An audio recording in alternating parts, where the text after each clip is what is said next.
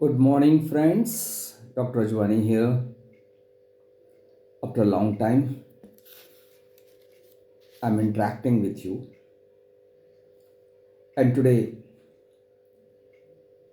I'm going to discuss a very important thing, and that is desire and purpose.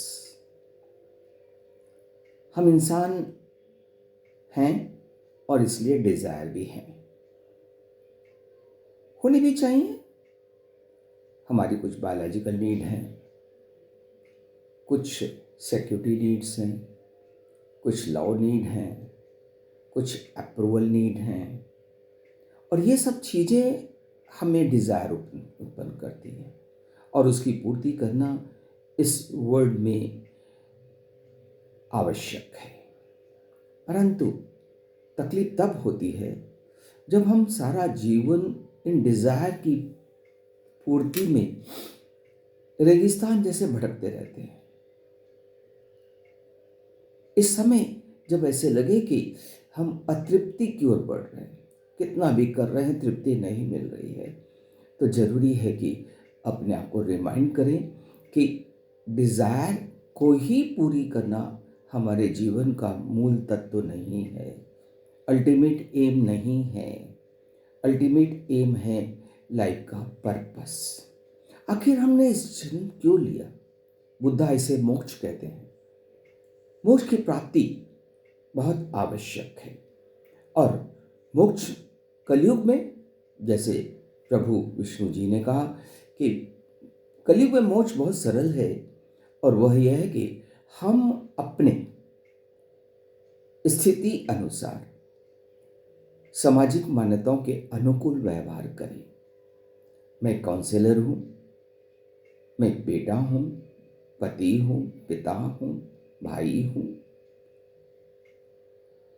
तो मुझे इन सब स्थितियों के अनुकूल भूमिका का निर्वहन करना है, जैसा कि समाज मुझसे अपेक्षा करता है। और प्रभु विष्णु के हिसाब से यदि मैं इसे निरंतर जीवन पर्यंत इसका निर्वहन करता हूँ, समय अनुसार, स्थिति अनुसार, तो मुझे मोक्ष मिला। मुझे हजारों साल, जो कि मुझे कभी उपलब्धि नहीं हो सकते, तपस्या करने की जरूरत नहीं, जैसा त्रेता सतयुग या द्वापर युग में होता था।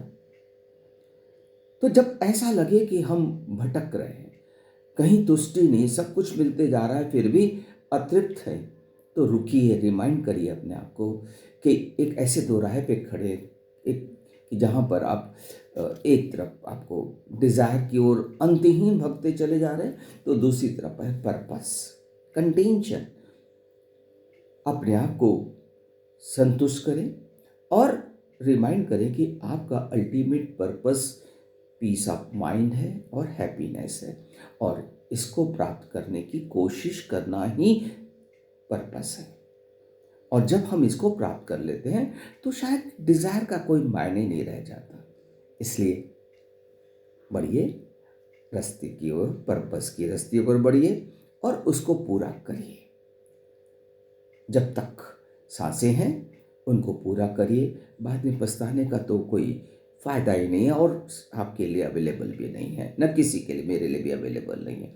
इसलिए be happy, be at peace of mind, all the best, thank you.